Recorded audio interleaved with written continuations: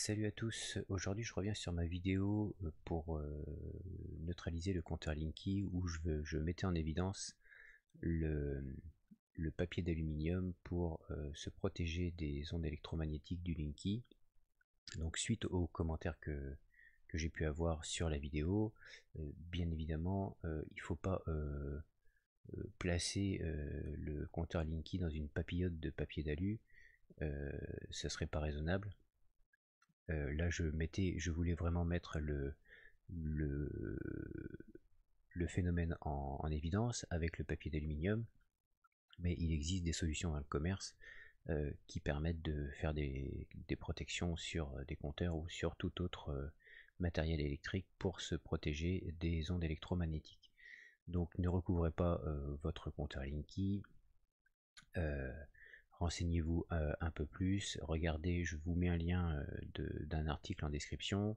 Il y a des liens vers des produits du commerce, utilisez des produits du commerce et ne placez pas directement à même une protection, enfin type papier d'aluminium sur le compteur Linky. Ça va de soi. Mes propos dans cette vidéo étaient peut-être, je me suis peut-être mal exprimé et je ne voudrais pas vous mettre en danger. Donc renseignez-vous, utilisez des produits du commerce qui sont garantis, qui sont certifiés, etc. etc. Suivez les notices d'utilisation. Là, euh, le but de ma vidéo était de mettre en évidence un phénomène qui existe et qui est reconnu depuis très longtemps, c'est la cage de Faraday, c'est-à-dire que tout ce qui se trouve dans une boîte métallique, hein, pour faire simple, ne peut pas propager d'ondes électromagnétiques ou d'ondes radio d'ailleurs en dehors de cette boîte métallique.